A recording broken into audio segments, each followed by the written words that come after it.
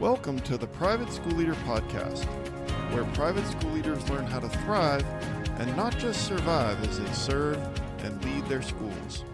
I strongly believe that it is possible to have a long and happy and fulfilling career as a private school leader. And my passion is to help you figure out exactly how to do just that right here on the Private School Leader Podcast. And I'm your host, Mark Minkus. So I want to ask you to think about something, and then I'm going to ask you to stop thinking about it. So I want you to think about a bright pink elephant riding a unicycle. So just picture that in your mind, a bright pink elephant riding a unicycle. And now I want you to just stop thinking about it. Think about something else. Don't think about the bright pink elephant riding a unicycle. Just think about anything else. So we know that me trying to do that with you is just about as effective as trying not to think about that upset parent that's living rent-free in your head. It just doesn't work. And so, these are parents that they're not just visiting your place, your house. They've backed up the U-Haul and unloaded their stuff and moved in, and they're all settled in. And that negative interaction, that stressful interaction, that stress about what might happen or how they might react or what might be the outcome of this meeting that's coming up, they've moved in. And they're living there rent-free. And it's not good. It's really not good. But on this podcast, we're all about taking action and not just accepting that, saying, well, I guess this is my life. I guess this is just how it's going to be. I'm going to think about this parent all the time. And then once I resolve that, or they graduate or they leave the school, I guess there'll be another parent that'll replace that parent. No, we're going to do something about it. We are going to take action. And on today's episode of the Private School Leader Podcast, we are going to give an eviction notice to the parent that is living rent-free in your head. And before we do that, while we're speaking about parents, I have a question for you. Is it just me, or are the parents at our schools getting more demanding, more intense, more often? Dealing with parents is part of the job as we lead our private schools, but we also have stress and anxiety and can feel overwhelmed pretty quickly. And that's why I created Parent Academy. And now you have a step-by-step framework that will help you go from feeling stressed and anxious to feeling confident and calm. And over the last 33 years, I've built successful relationships with thousands of parents. And I've taken everything that I know and packaged that knowledge into an online course. And after I teach you in 4 modules all of that, then I'm going to teach your teachers those strategies as well, because Parent Academy contains 2 45-minute webinars that are teacher PDs with a printable notebook and guided notes and discussion questions. And I'm hearing from schools in Ohio and Texas and California and North Carolina that have used the 45-minute webinars, and the feedback has been really, really good. There was a teacher in North Carolina who said, I've been in education for 30 years, and this is the best PD that I've ever attended. And so I want to get that into your hands. And so I'd love for you to go to theprivateschoolleader.com/Parent Academy and check it out. It's all there for you at theprivateschoolleader.com/Parent Academy. And again, while we're talking about parents, I want to give you a free gift that will help. And that is a free guide for you called 5 Strategies to Help You Work with Difficult Parents. We know that working with parents is part of the job, and most of our parents are great, but some of them can be very demanding and emotional and difficult. And this guide will give you the tools you need to build better relationships and have better meetings with the difficult parents at your school. So you can go to theprivateschoolleader.com/parents to grab the guide. And thank you again for listening every week. And then one quick reminder that recently I launched PSL Pro, which is a membership community that helps private school leaders go from feeling stressed out, discouraged, and lonely to feeling energized, fulfilled, and supported. Had our first live masterclass this week, and we have a thriving community of school leaders. They actually get it, and they get you. And we go live once a week, whether it's a masterclass or a Success Path coaching session, or twice a month we get it roundtable session or live Q&A. And there's a PSL Pro Success Path, and it's going to take you from being either the overwhelmed drifter or the intentional architect all the way up to being the skilled builder or the fulfilled mentor. There's 5 different levels, and the path will take you through those levels as a private school leader. So I just want you to, hopefully you're curious and would love for you to check out a little bit more about that, and love for you to join this community of private school leaders. And you can check that out at theprivateschoolleader.com/membership. So we're talking about parents that live rent-free in your head, and today we're going to give them an eviction notice. But the way that we're going to do that is to, first of all, talk about what is actually happening when we're in this time loop. It's like Groundhog Day, where and we just can't get off. We're on this hamster wheel, we're playing a broken record, and it's Groundhog Day, and we just can't get that parent out of our head. So what is actually happening? Why does this happen? Why does something that we are doing actually make the problem worse? And then give you 8 strategies to evict the parent that is living rent-free in your head. So we're going to examine it a little bit, and then, of course, I'm going to give you actionable strategies. And so I know that 8 strategies is a lot. I know this is a really important topic to you. And so, of course, I will take good care of you in the show notes.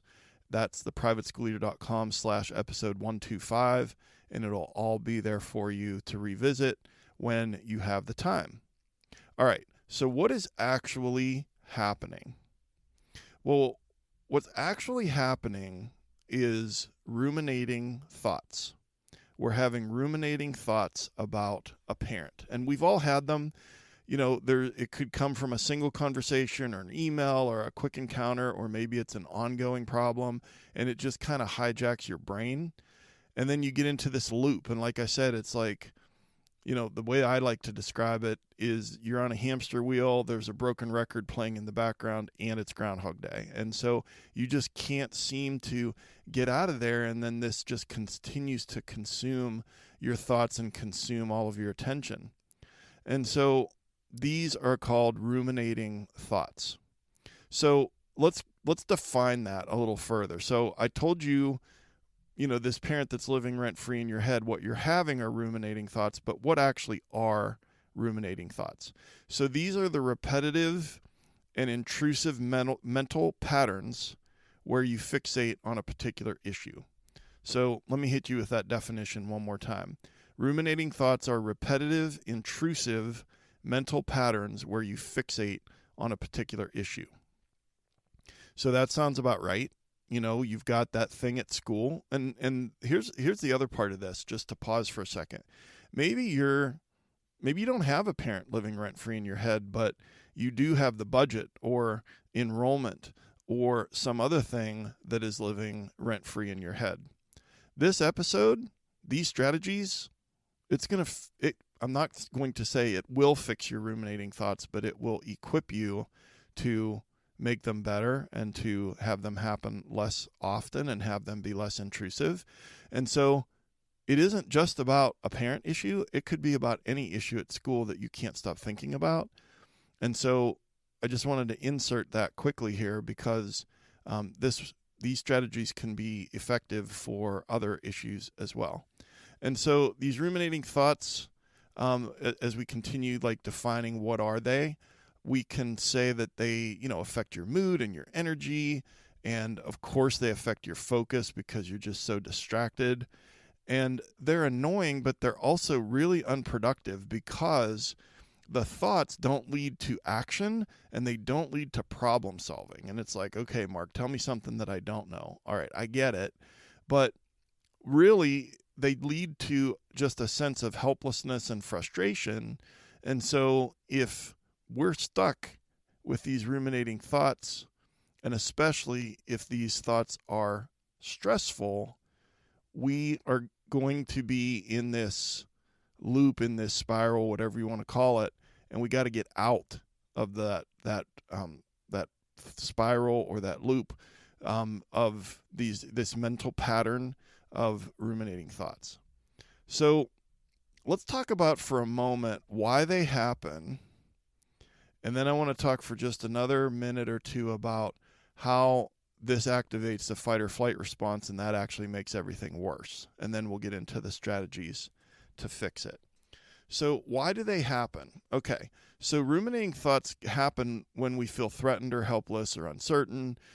We feel anxious. We feel, so though that makes sense, right? So the thing that we're thinking about at school, in this case, the parent that's living rent-free in your head, we're anxious about it.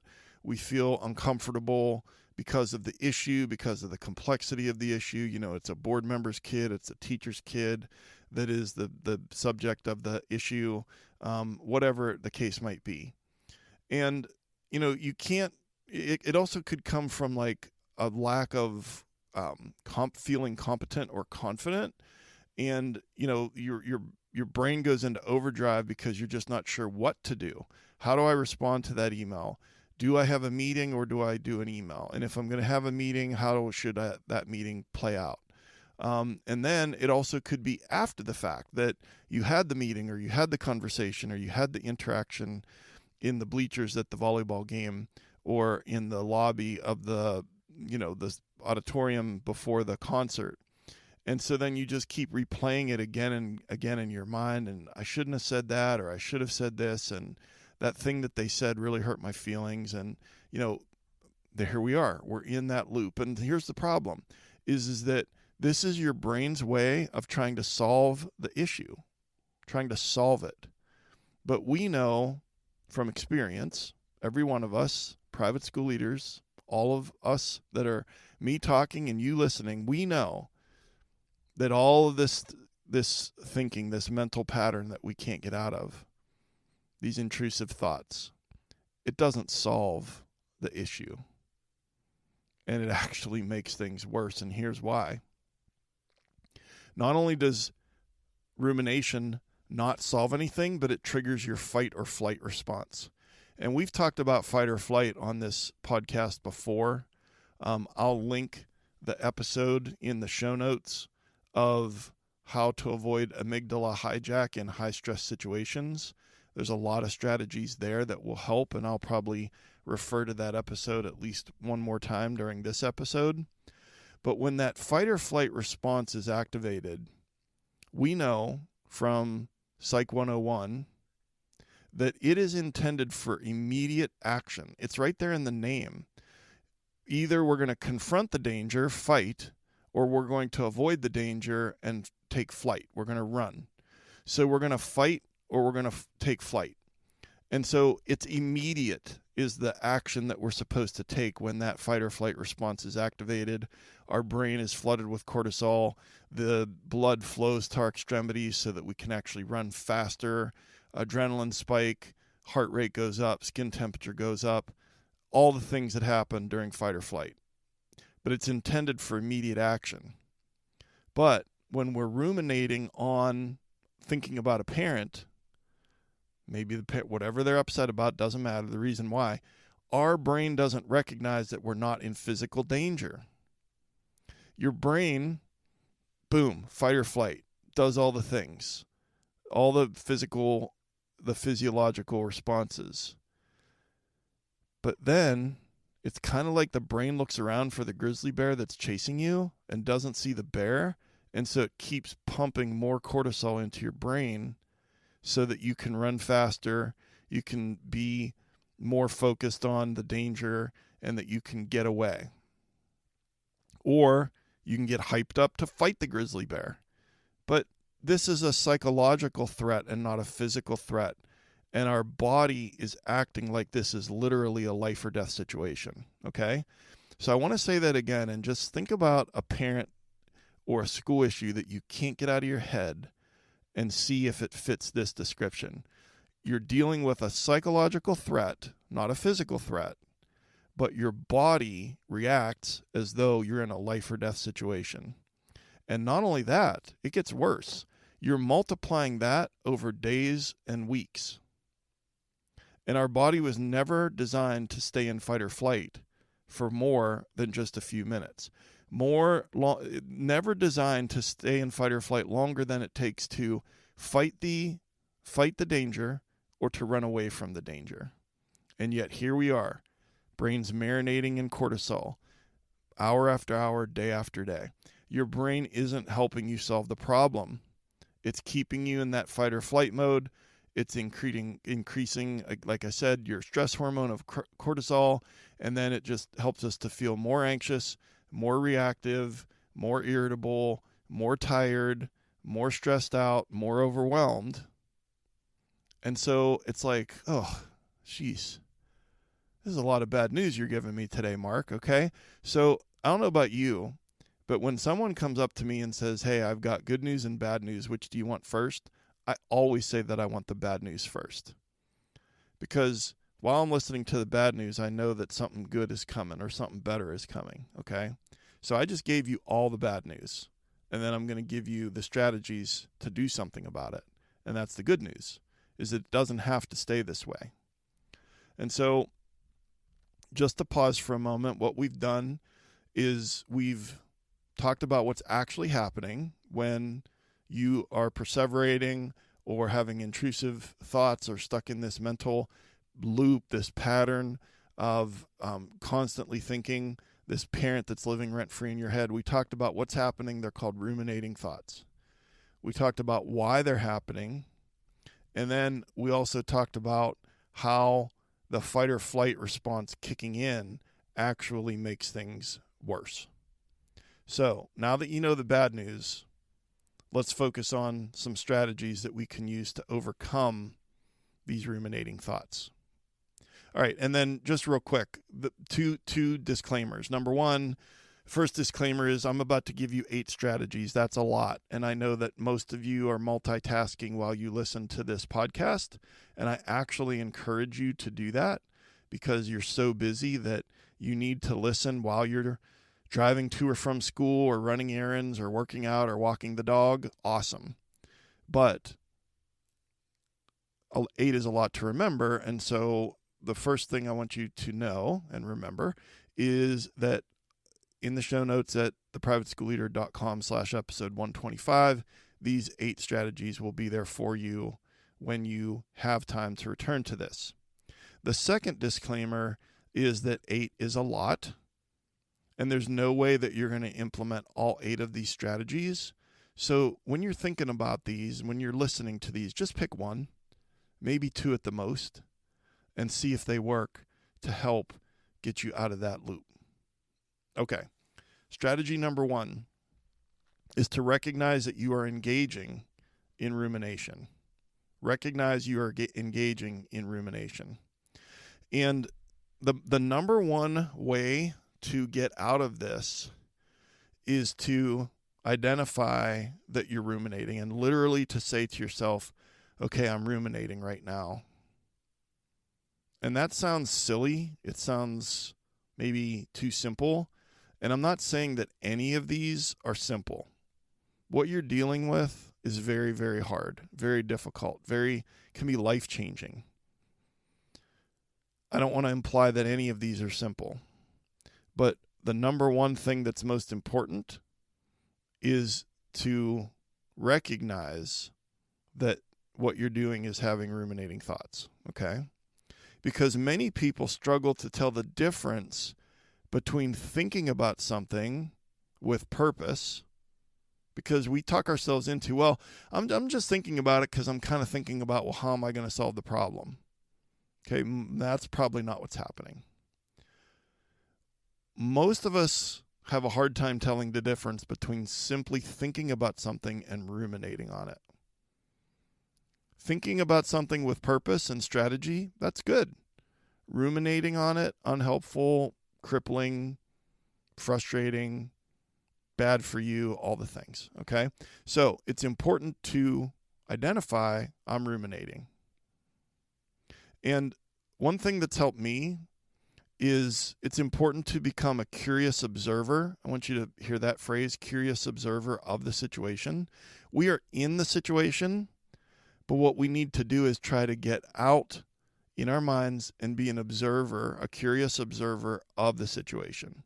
And the mental picture that's helped me is I'm in the raft on the whitewater rafting river, and I've got on my life jacket and my helmet, and I've got my paddle in hand, and I'm bouncing down the river on the whitewater rafting trip, okay? But then I imagine myself standing on the shore. I'm still wearing my life jacket, I'm wearing my helmet, I'm holding my paddle, but I'm watching that raft go down the whitewater river. I'm a curious observer of the situation. And if you can become that, that is a huge step in the right direction to recognize that you're ruminating. And then that is going to allow you to implement these strategies. So strategy number 1 is recognize that you are engaging in ruminating thoughts. Okay, strategy number 2, gain perspective so that you don't catastrophize. Okay, so now that you're the curious observer, standing on the shore, watching the whitewater raft go down the river, you're going to ask yourself, is this really a life or death situation? And in most cases, the answer is no. And we have to try to remind ourselves, as hard as it is, that this is a temporary challenge. It's not life or death. It's not an existential crisis. It feels like it because our brains are flooded with cortisol, and everything inside of us is screaming that we need to fight or flee. But it's because of the cortisol in your brain. I said your brain is marinating in cortisol. And so that is what's making you feel like this is worthy of a catastrophe. And so in the show notes, I'm going to link you to the episode on amygdala hijack, and I'll not only the episode, but I'll also link you to the show notes, because in the show notes for that episode, I think it's 106, there's a link to a decatastrophizing worksheet. And if you print out a few of these on the copy machine and have a few at home and a few at work, and you're engaging in ruminating thoughts, and you pull out this decatastrophizing worksheet and you answer the 4 or 5 questions, almost everybody that does it feels better after they do it. Okay? These are designed by highly skilled and highly experienced psychologists and therapists. Decatastrophizing worksheets work a lot of the time. So strategy 1, we're going to name it. We're going to, engage. We're going to name that we're engaged in ruminating thoughts. And then number 2 is that we're going to gain perspective and stop catastrophizing. We're going to use that decatastrophizing worksheet. And that brings us to strategy number 3. We're going to try and avoid triggers that are going to trigger the thoughts about this parent in the first place. And I think this is especially true outside of school, maybe when you're driving home or at bedtime when you're trying to fall asleep. Or for me, it's like when I'm in the shower or when I'm cutting grass and there's no distractions and I'm sort of alone with my thoughts. Whenever there's quote unquote quiet time, that's when the ruminating thoughts really start to get geared up. And so the way that I'm going to send you in the right direction on how to avoid triggers is I'm going to link episode 75 in the show notes. And the title of that episode is Stop Inviting Parents into Your Home After 7 p.m. Stop inviting parents into your home after 7 p.m. And so that episode, I really got into how can you kind of keep that parent and the thoughts about that parent at school. And so I won't get into all of that here, but I will link it and you can go back and listen to that again. And so we're going to try and avoid the triggers, especially outside of school, and especially during the more quiet times outside of school. All right, strategy number 4 then is we're going to regulate the autonomic nervous system.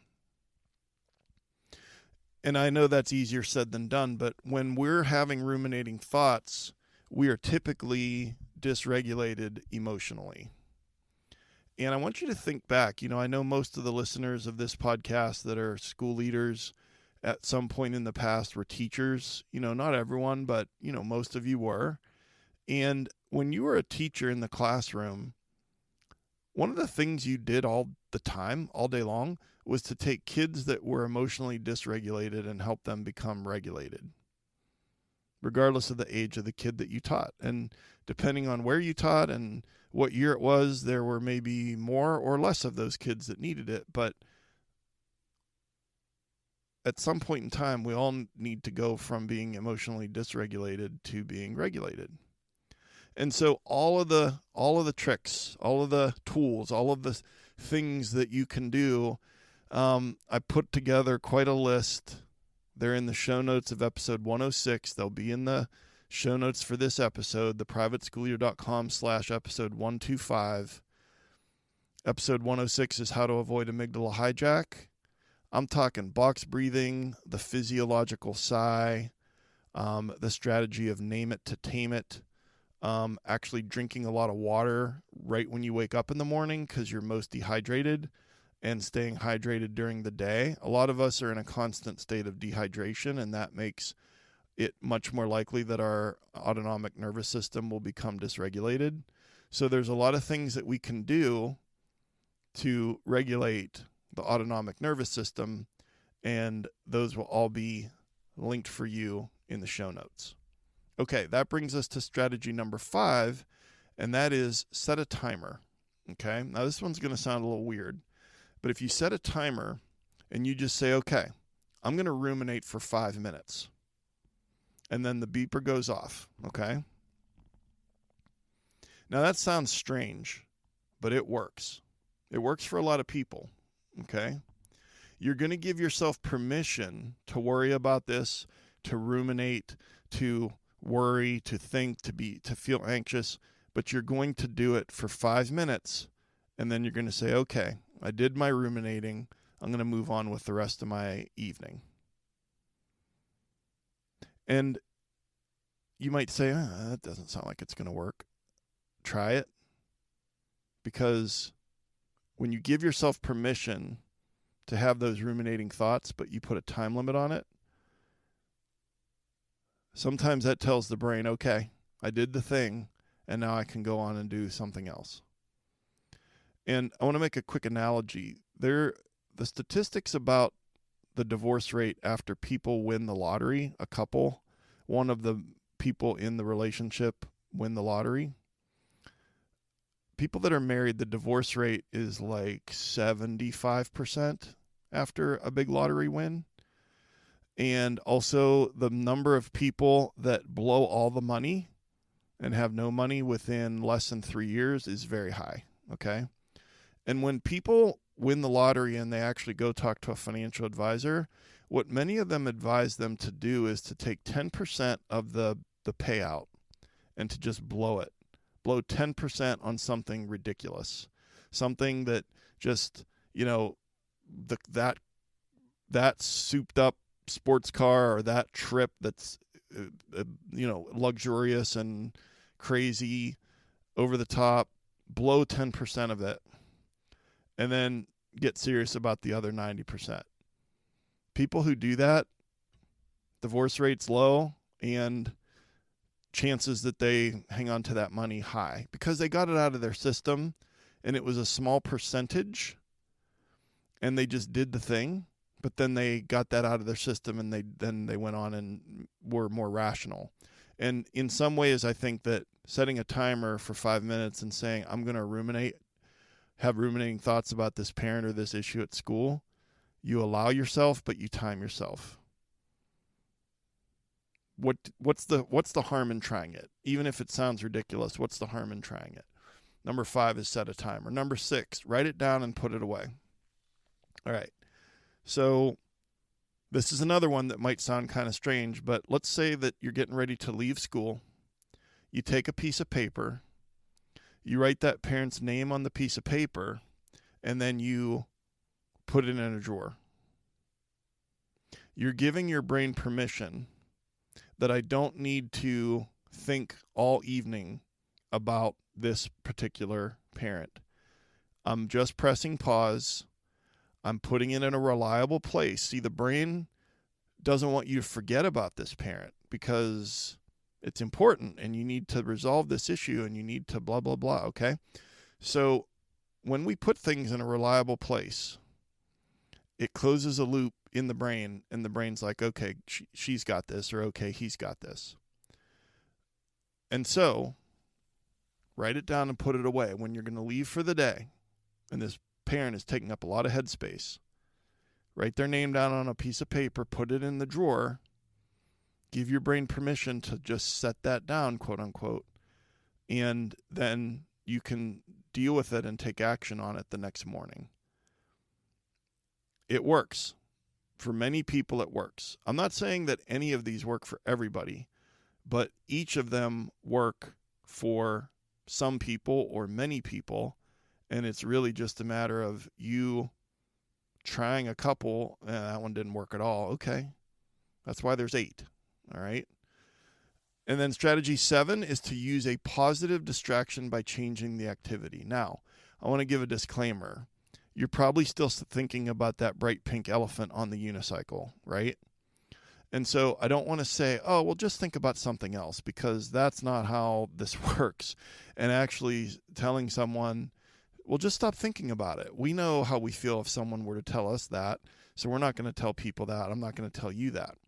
But if you're doing something, or probably most likely doing nothing, or doing something where there's a lot of quiet and white noise and you're thinking too much about this parent or this school issue, it is especially true about changing the activity if the activity requires physical movement or cognitive skills.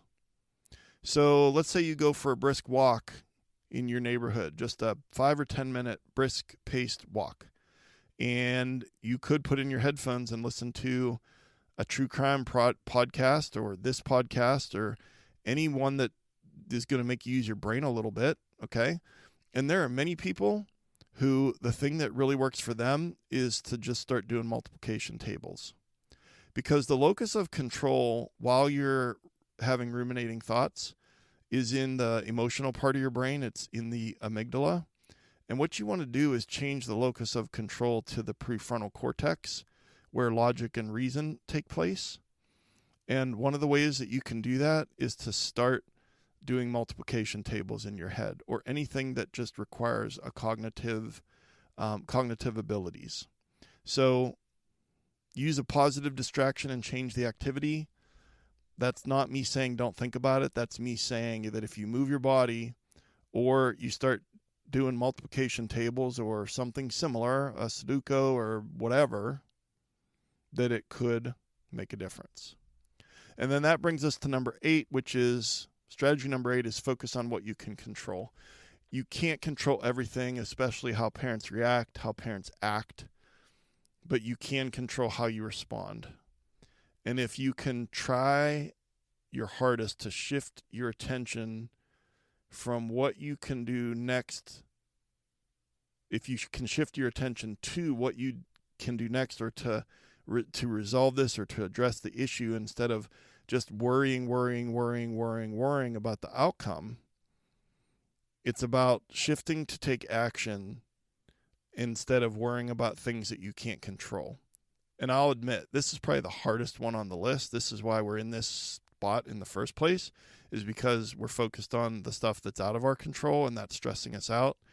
But again, if you can press pause, become a curious observer of the situation, then you can focus a little more on what can I control, put your energy into that, and then you might have a little bit less energy that you're putting into the worrying and the thinking and the ruminating thoughts. All right, so what are the big takeaways from today's episode? We talked about what is actually happening, which is ruminating thoughts. We talked about, why does this happen?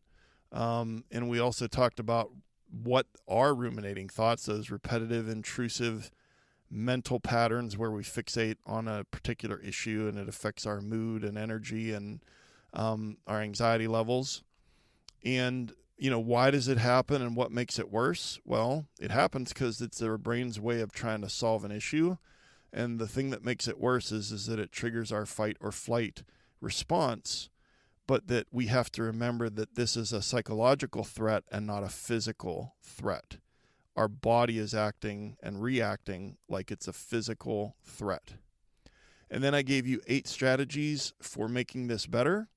To give that eviction notice to the parent that's living rent-free in your head. Number 1, recognize you're engaging in ruminating thoughts. Number 2, gain perspective so you don't catastrophize. 3, avoid triggers. 4, regulate your autonomic nervous system. 5, set a timer. 6, write it down, put it away. 7, use a positive distraction, especially physical activity or cognitive skills needed. And number 8, focus on what you can control. And then I like to end every episode with a call to action. And yours is to just pick one strategy, just one, and try it, and then see if it makes a difference. And I want to give you another gift for listening to the podcast and just say thank you for spending your time here. And this one's called 7 Steps to Having Successful Meetings with Parents, with Upset Parents. And it's an 11-page PDF that gives you 7 steps. I think that every good coach has a game plan. Every good teacher has a lesson plan. Too many private school leaders don't have a plan when they sit down to meet with an upset parent. Well, now you have a plan, and you can grab the free guide at theprivateschoolleader.com/meeting. That's 7 steps to have a successful meeting with an upset parent, theprivateschoolleader.com/meeting. A quick reminder that I think Parent Academy could be a game changer for you and your teachers. It's 4 modules for you, and then it's 2 45-minute PDs for your teachers.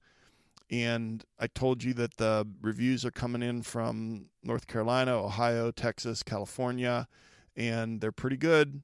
And I think that they could be pretty good at your school too. So check that out at theprivateschoolleader.com/Parent Academy. And if you could do me one favor, and that is to just share the link to this episode with another leader at your school or a rising leader at your school, because they're dealing with parents too. And it would just be a way to get the word out and to get more people hearing this content so that it can help them thrive and get out of survival mode when it comes to being a private school leader. So I just really appreciate you. I want to say how much I'm impressed by the amazing work that you do at your school. And thank you so much for taking some of your precious time to join me here today. And I'll see you next time right here on the Private School Leader Podcast. And until then, always remember to serve first, lead second, and make a difference.